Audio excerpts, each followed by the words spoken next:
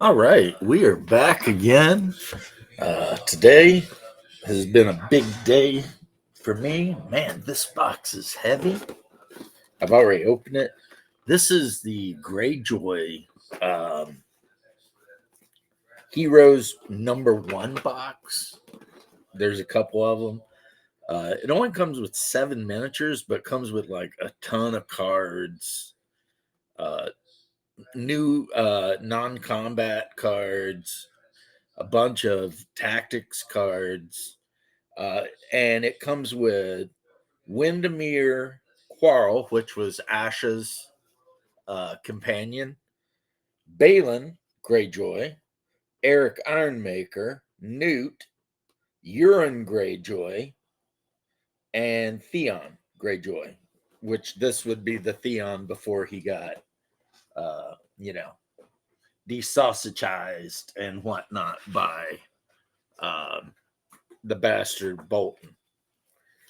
Anywho, so when I made that video about magnetizing the ships, I said I probably could have cut these things apart, right? So I did.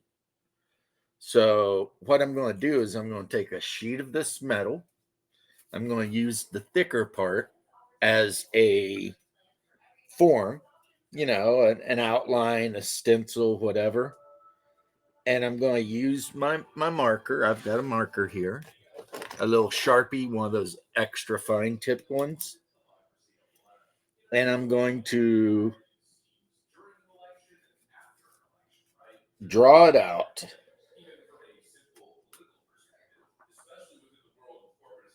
That way I can cut it out. And it, in theory, should perfectly fit underneath the thin thing and bulk it up enough so that it'll fit on the ship.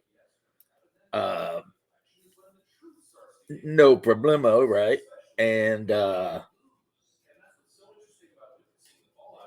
and that will be awesome because the thinner paper between the metal and the magnets will, of course, make the magnets hang on better.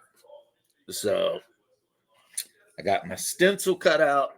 And if it works out really, really better, then I may have to just go ahead and take apart the one I've already built. But hey, this is crafting.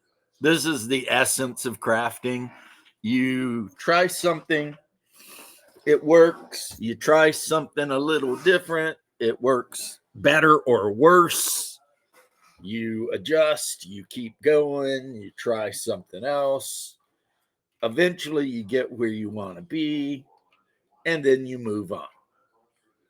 Like, I've put magnets underneath all of my Greyjoy Victory crew, but I haven't made my mind up whether I want to put magnets underneath the base or if I would rather buy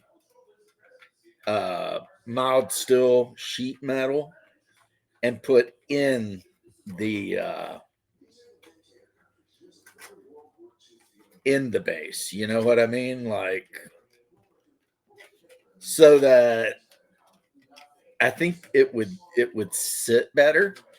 Kind of like how I've done on other bases. I can show you, like, like this. So I can get 30 metal or 30 millimeter by 1 millimeter metal discs for relatively cheap. And then it would be like pretty easy to just glue them into the bases, and then the magnets are going to stick. That's just the way it is. It's what I did with these bases, which I'd ordered from Canada, from the Canada. You can see each one of those metal discs is an individual disc that got glued in, because the guy who made it, he made it to where you could put like 2 millimeter magnets in there. But the problem with doing that is if you don't put the 2 millimeter magnets in exactly right, then you're going to have issues where you got to line the troops up exactly perfectly so that the magnets are on the right polarity, or you're going to end up with figures not actually standing in their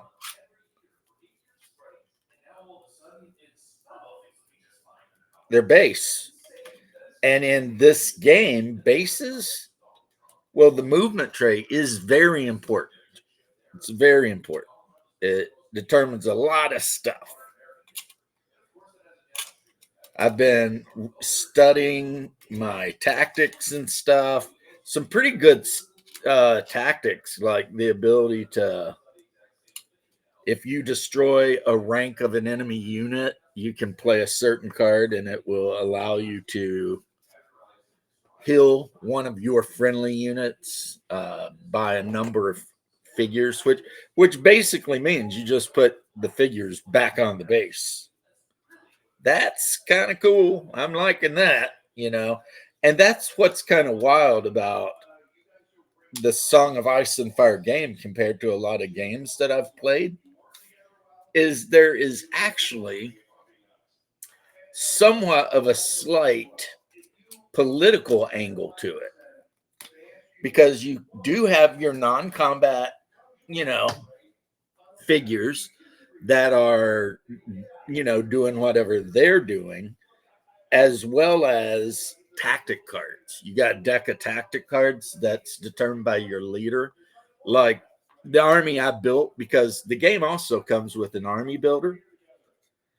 Um, the army I built is led by Victorian Greyjoy. And the main unit, which Victorian would be a member of, is the Victory crew. The Victory, of course, is, I guess, Victorian's boat's name. Uh, but that said, um, he has a lot of different cool abilities. And then there's some cards that every member of House Greyjoy gets, like We Do Not Sow or Paying the Iron Price or whatever, right? And really, that's what kind of differentiates the armies. It's not just the units, which that is a big thing. I mean, because if you're playing a Greyjoy unit, you're not going to have a ton of cavalry. If you want to play cavalry armies, you want to play Baratheon or Lannister, or of course, Khal Drogo's bunch. Otherwise, you're probably just not going to have a ton of cavalry in your army. Uh, Stark can get some cavalry.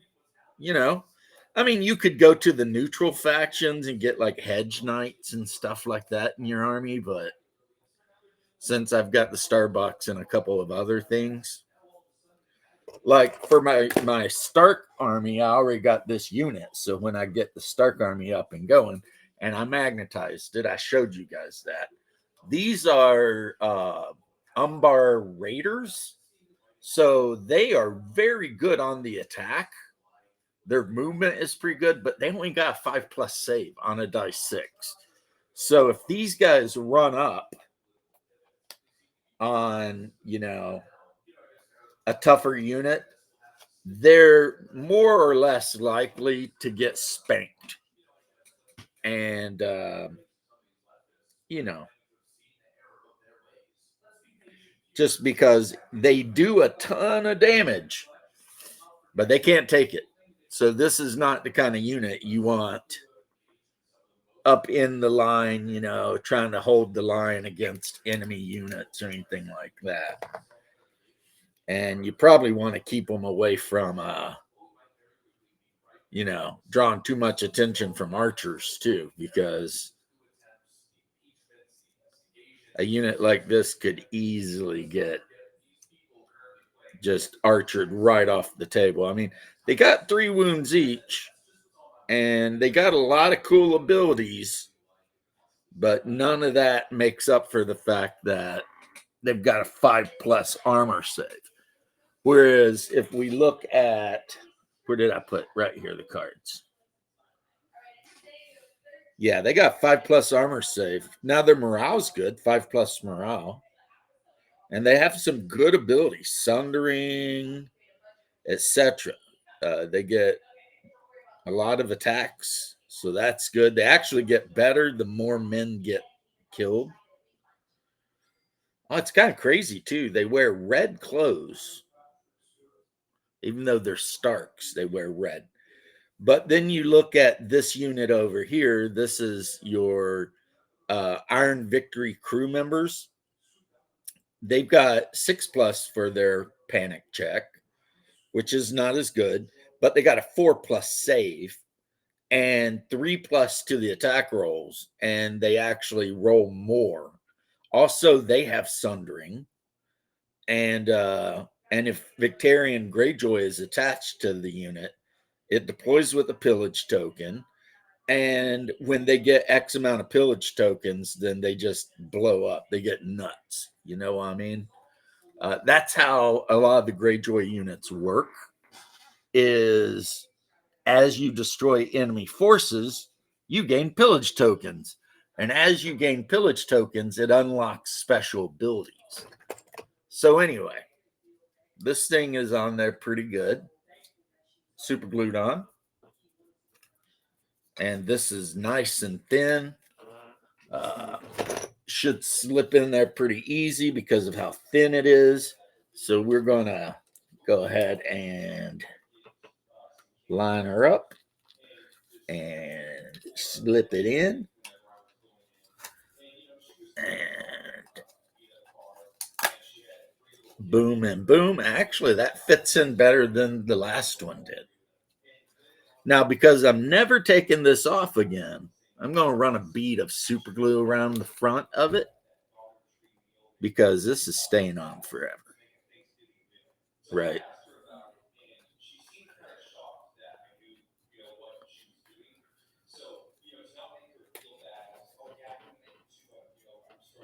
So now let's see.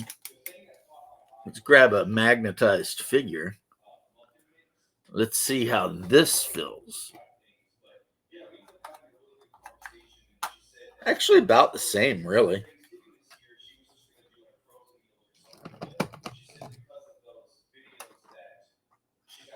Actually, a little better. But so there you go. You've got a Birdman and a Wizard that I'm working on, and they're just kind of flying around on their red-winged airship.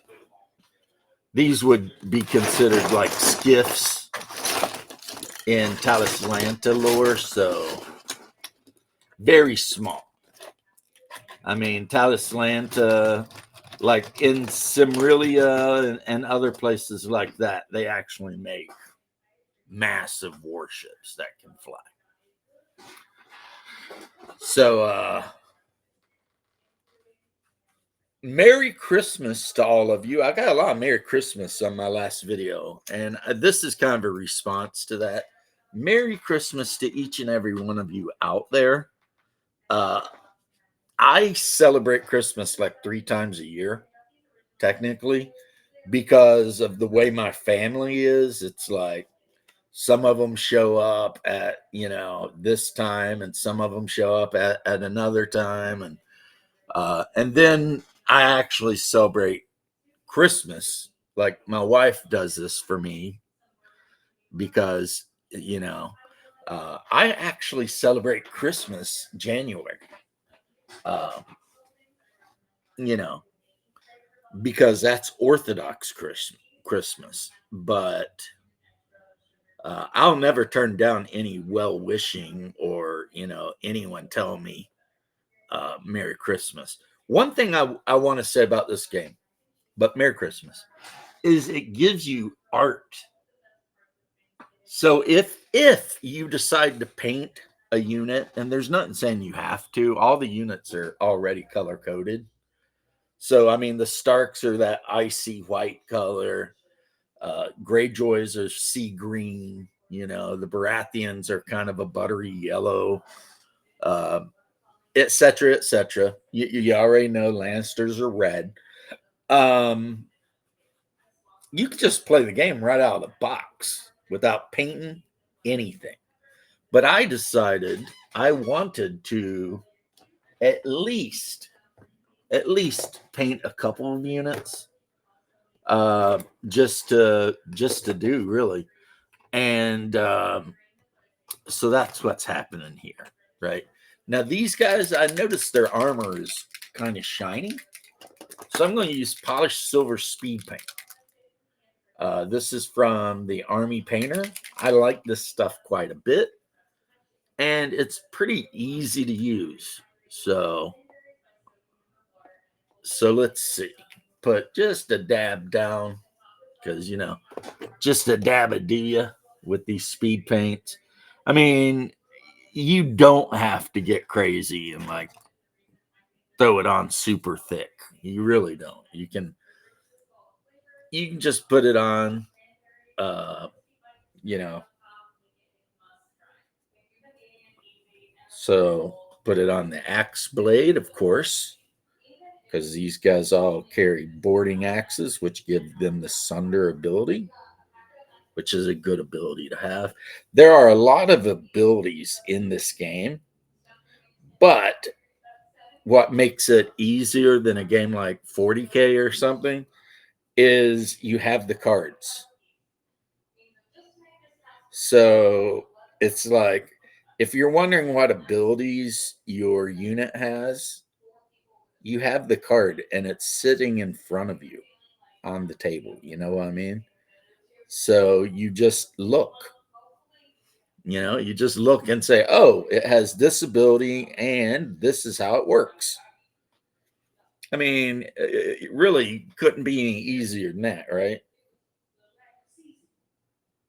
And another thing that I find interesting about this game that I've learned since I picked it up is they are constantly updating certain rules and units and stuff to make sure that the game is balanced. Now, balance is, of course, something that Games Workshop has no idea about. So, the fact that this game actually goes out of its way to try and maintain some sort of balance, I, I mean, I like that because, ninth edition of Warhammer and 10th is no better, right? Even 8th. When you show up at a tournament and there's 40 people at the tournament, which is, pretty much normal for my part of Orlando, and everyone is playing like one of two builds, that is just so disheartening, really. It's just like, really, like I remember, I think as 8th or ninth edition, I've told this story before, but you show up at the tournament and like everyone there is playing a knight army, or at least an army with one or two Castilian knights in it, and then just characters that do nothing but generate uh, command points. Specifically, that's pretty easy. Specifically, so they can feed the command points to their knight and have the knight just run amok and dominate the whole game. And you would show up at tourneys and it would just be nothing but that, and that's when I started getting a little bit down on uh 40K, right? Now what I did do is I just stopped playing competitively, and then the guy I used to play just for funsies moved away, and then Hungar and I decided we would do 30K, but then Hungar moved away. So now I'm just kind of, I'm going to keep all my 30K figures, but all my 40K stuff I'm going to end up just getting rid of. I mean, I have no use for it at this point. I'm never going to use it. I know that. So I already put some fillers out with some people in the area that I know um, are big time 40K people, and hopefully I can get some of them to be all like, yeah, I'll buy those. The only thing I'm not going to sell is probably my Imperial Guard because too much nostalgia there. You know what I mean? Yeah, I just have way too much nostalgia with the Imperial Guardsmen to let them go. Just can't do it.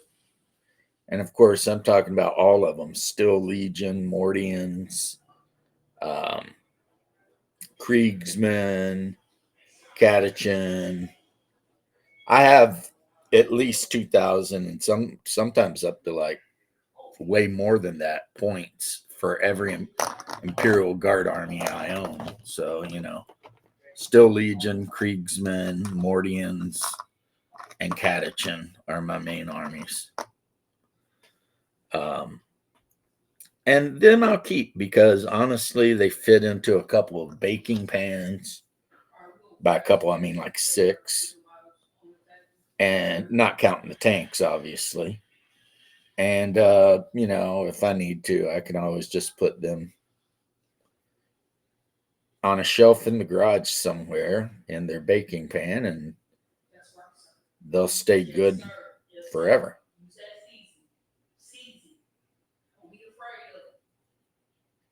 So there we go. Yeah, these guys are painting up really easy, guys. Really easy. Not going to make this video extra long because there's no need to. But I am saying that these guys are painting up really easy. There's a ton of detail on them, but maybe it's just these guys. It's just like the way they're made. Everything is like really simple to see, really easy to get to. The guys with the cloaks, I already know their cloaks are going to be sea green, and then any other cloth they're wearing, material will be gray.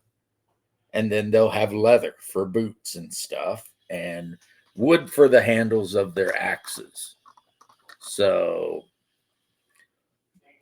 now, when I do their bases, I'm probably going to do them like, rough, muddy earth. I've got some Russian mud, Vallejo stuff that I'll use, and yeah, and I'll do their movement tray to match and put a little bit of grass, maybe even a little snow. I don't know. These guys, I don't know if they need any snow. Like if I do decide to paint up the Stark models, those guys will probably get some snow because Stark, right? That's their whole deal. Winter is coming, blah blah blah. But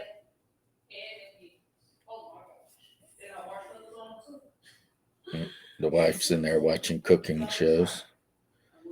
She found a show earlier where they had the recipe to make pizzas that supposedly taste just like the pizzas they used to give us in elementary school. So I'm all like, hell yeah, hell yeah. Yeah, I was looking, and unless I missed it, I have found no Greyjoy Knights.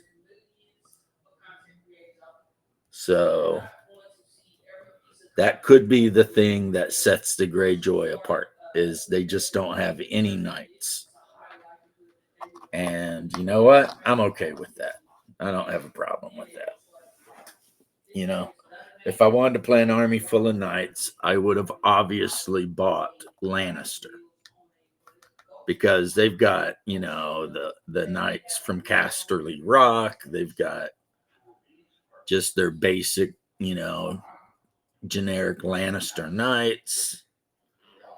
You know, you can have them led by the Mountain.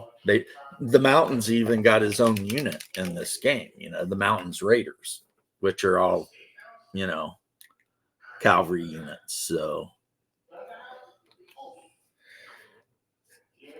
another group I could have picked if I wanted to play knights is, of course, it'd be a small army, but Bolton, House Bolton, which can be neutral or its own faction, which is kind of good. But um, what ended up happening is that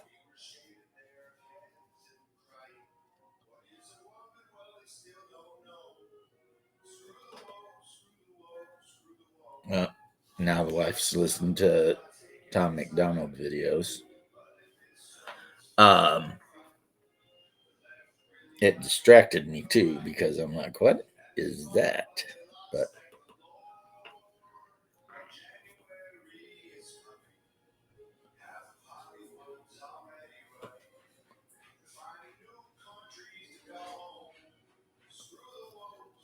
let me see, get this in there. Yep.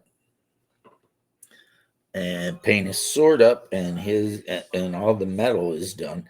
This is kind of how I have always painted units for like Warhammer. Is and I got away from it when I started doing other things. And I think it's the reason I might have stopped getting stuff painted. But usually what I do is I do one color. You know, it's like a assembly line painting. But anyway, so you guys can see what I'm doing. And I will definitely be posting some pictures when these guys are done. Who knows when that'll be, you know. And let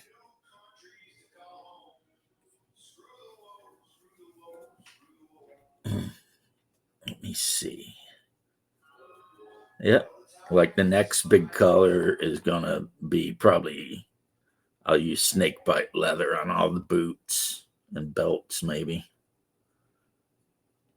They've got some belts on them too.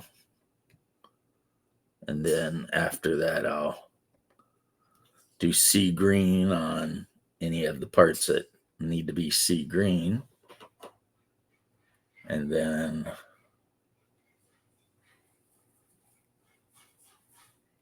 there's not a lot of skin shown on these guys. So, in my opinion, that's awesome because I typically suck at painting skin.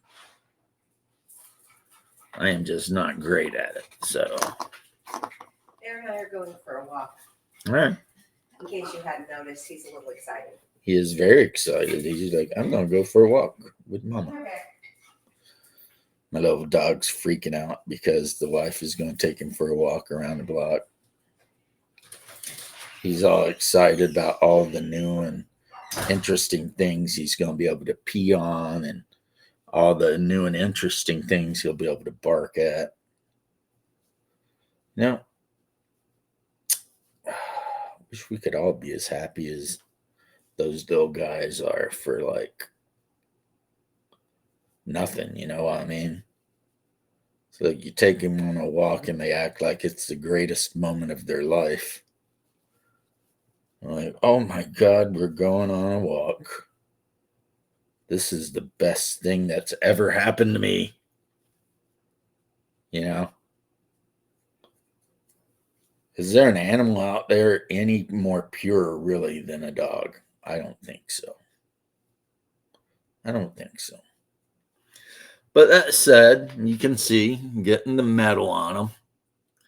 And look at that. I'm already freaking halfway done. But I'm not going to sit here for an hour and make you guys, you know, even if you stayed this long through. But anyway, yeah, I'm always ready to step into the drama, by the way, bros. Because Why not? If somebody says something I think is just absolutely stupid, I will point that out.